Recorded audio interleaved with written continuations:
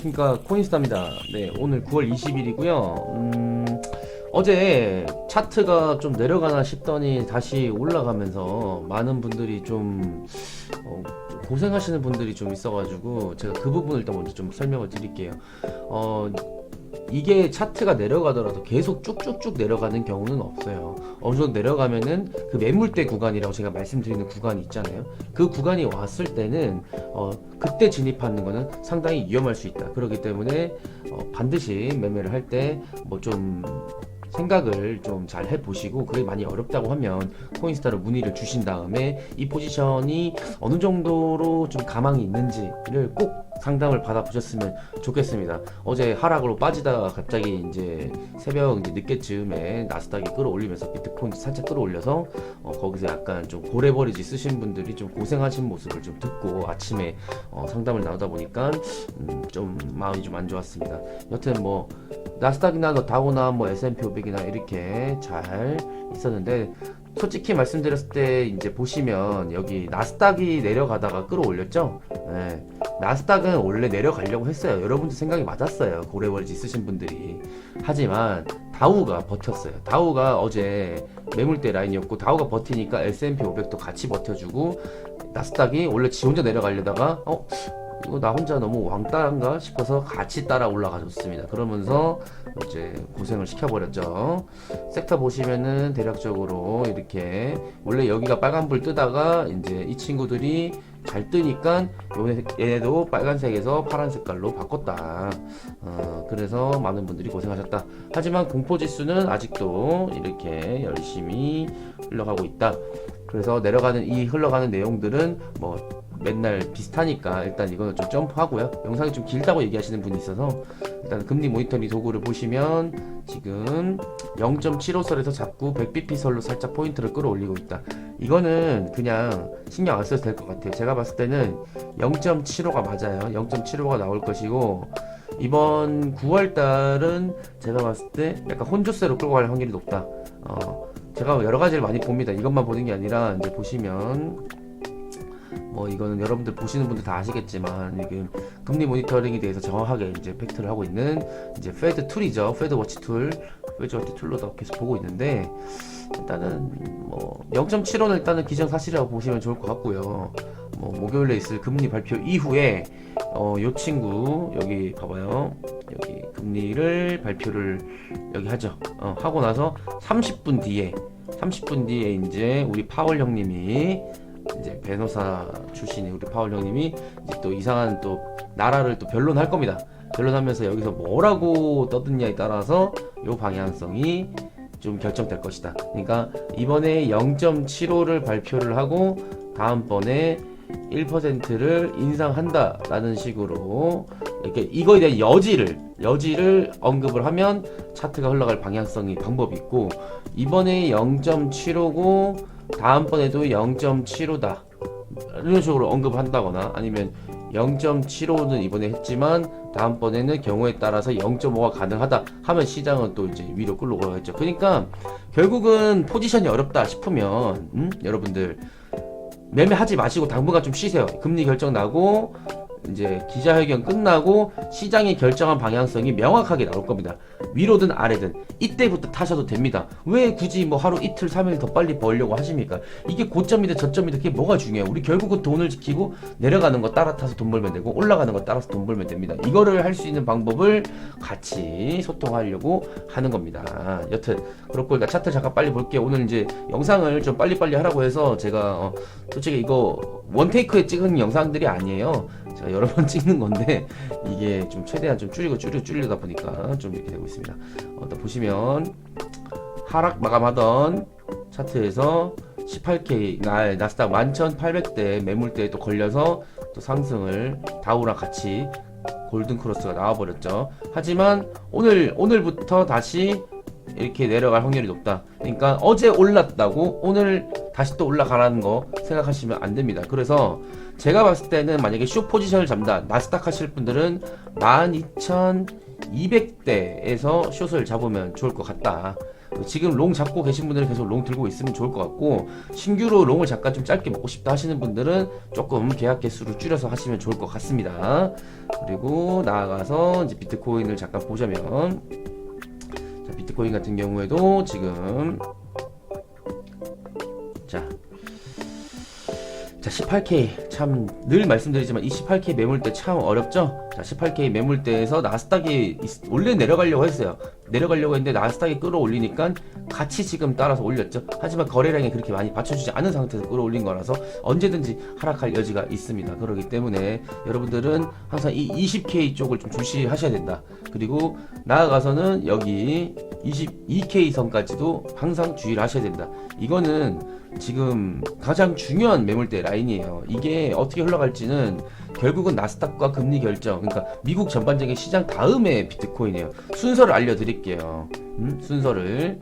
자, 순서는 미국 이제 정규 시장이죠. 주식죠. 미국 시장이 먼저예요. 시장의 반응하는 걸 보고 나스닥도 따라갑니다. 왜냐면 지수니까. 나스닥이 가면은 비트도 따라갑니다. 요렇게 보시면 좋을 것 같아요. 요렇게 보시면 좀 더 쉬울 거다. 아, 이거 너무 꿀팁인데. 근데 뭐 보는 눈도 결국 뭐 하루 이틀 만에 될 수 있는 건 아니니까 그렇게 보시면 좋을 것 같고, 일단 오늘 잠깐 이런 내용들은 맨날 비슷비슷하니까 그냥 이제 개인적으로 좀 연락 오시는 분들에 한해서만 좀 약간 어느 정도 설명을 드리면 좋을 것 같고,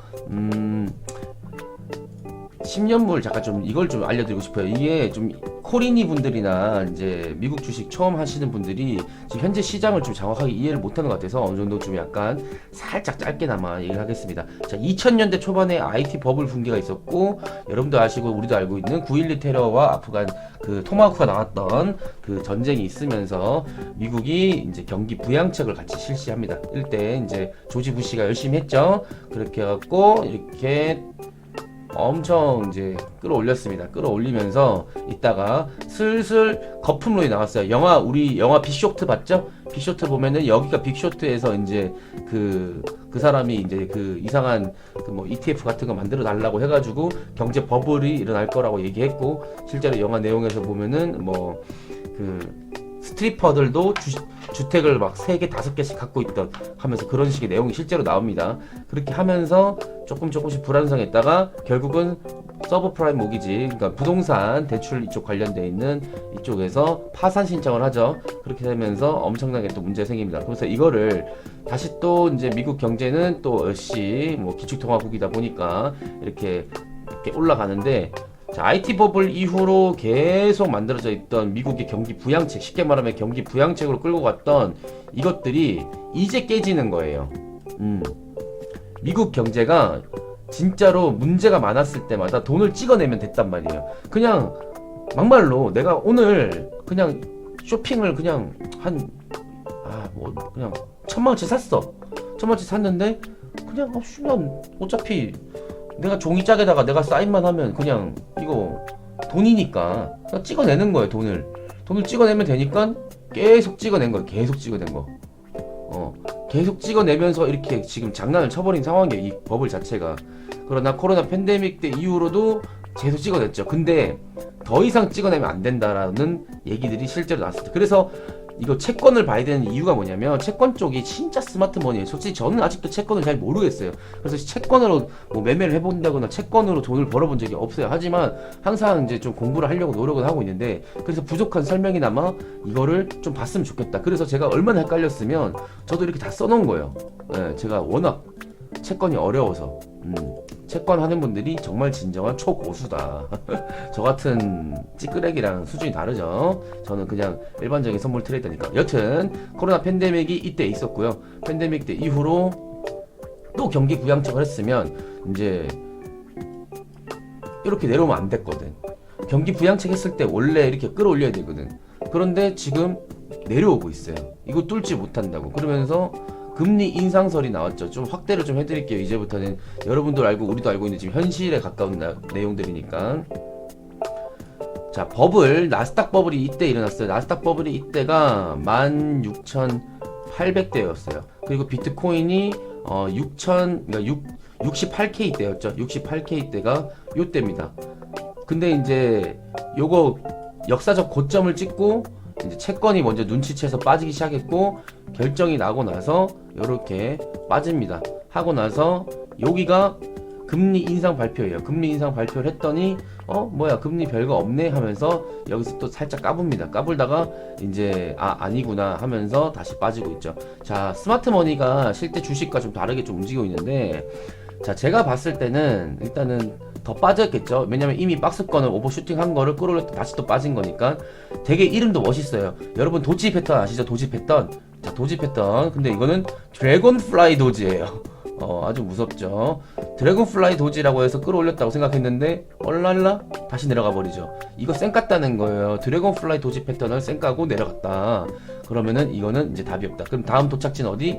111달러 쪽이죠. 그러면은 여기까지 빠진다고 치면은 나스닥은 대략적으로 한 여기까지 왔을 때 한 8,000달러라 보시면 좋을 것 같고, 그 다음에 8,000포인트라고 보시면 좋을 것 같고, 8,000포인트대. 비트 같은 경우에는 일단 잠깐만, NAQ는 그 나스닥은 8,000포인트, 그 다음에 BTC 비트코인은 대략적으로 몇 K쯤 될라나 못해도 한 11K 정도로 보시면 좋을 것 같은데. 그러니까 여기죠, 선생님, 딱 여기죠, 여기쯤까지는 온다는 거예요. 여기까지.